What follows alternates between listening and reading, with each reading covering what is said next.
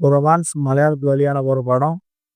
அதில் Matthew Thomas, Asokan, இது பிரதீப், இவன் நம்பியார் இப்படின்னு பலர் நடிச்சிருப்பாங்க. படம் பார்க்குறதுக்கு என்ன சொல்கிறது, படம் ஒரு ஸ்டார்டிங்கில் ஒரு பாயிண்டில் என்னடா ஒரு மாதிரியாக போகுது அப்படின்னு நினச்சேன். ஆனால் போக போக தான் தெரிஞ்சுச்சு இது செம்ம இன்ட்ரெஸ்டிங்காகவும் நல்ல காமெடி கண்டென்ட்டாகவும் இந்த படம் இருக்குன்னு நான் எதிர்பார்க்கவே இல்லை. ஏன்னா படம் ஃபுல்லாக ஒரே காமெடியாக தான் இருந்துச்சு. இதில் என்ன ஒரு கதைனா, மாத்யூ தாமஸோட அண்ணன் இதனால் காணாமல் போனாப்புல அப்படின்னு சொல்லிட்டு ஹீரோ வந்து களை இறங்குறாப்புல.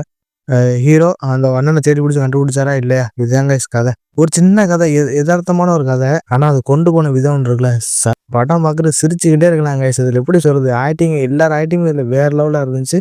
இதில் எனக்கு பிடிச்ச ஒரு கேரக்டர் ஒன்று இருக்குது, நான் கடைசியில் சொல்கிறேன். ஸ்க்ரீன் பிளேயில் இருந்து எல்லாமே சூப்பராக இருக்கும். அதில் பிஜிஎம்மு அவன் பாட்டு 2 பாட்டு இருக்குன்னு நினைக்கிறேன். 2 பாட்டு ஓரளவு ஓகேவா இருக்கு. ஆனால் அந்த பேக்ரவுண்டு பிஜிஎம் அதெல்லாம் ஒன்று போடுவானுங்க மலையாள ஸ்டைலில். எப்பவுமே உங்களுக்கு தெரியும், அந்த செண்டா மேளம் போட்டுக்கிட்டவங்க மலையாள படத்தில் போட்டிருப்பானுங்க. அதே மாதிரி இந்த படத்துலையும் போட்டிருப்பாங்க. இதை பார்க்குறதுக்கு நமக்கே ஒரு ஃபீமேல் வெர்ஷனாக அந்த பிஜிஎம்மை போட்டிருப்பானுங்க. நமக்கே பார்க்கும்போது சூப்பராக இருக்கும். கண்டிப்பாக நம்ம ஃபேமிலியோட மஸ்ட் வாட்சாக போய் கண்டிப்பாக பார்க்கலாம். அதில் இருக்கிற எல்லா ஆக்டிங்கும் நம்ம பார்க்குறதுக்கு செம்ம இன்ட்ரெஸ்டிங்கான கேரக்டராக இருக்குது. எல்லாத்தையும் கரெக்டான கேரக்டராக தான் வச்சுருப்பானுங்க படத்தில். படத்துக்காண்டி என்ன நம்ம உழைப்பு கொடுக்கணுமோ அது எல்லாமே இந்த படத்தை கொடுத்துருக்கானுங்க. இதில் ஒரு கேரக்டர் ஒன்று வரும், ஸ்டார்டிங்லேருந்து எண்டு வர அந்த கேரக்டர் நமக்கு நம்ம மனசுக்குள்ளே ஓடிக்கிட்டே இருக்கு. அது கேரக்டர் பிரதீப்னு நினைக்கிறேன் ஒரு உண்மையான பேர். ஆனால் இதில் ஹரிஹர சுதன்னு ஒரு கேரக்டர் ஒன்று வரும். அண்ணனை தேடி கண்டுபிடிக்கிறாளா ஒரு ஹேக்கர் கேரக்டர் ஒன்று வரும். நமக்கே பார்க்குறதுக்கு செம சிரிப்பாக இருக்கும்.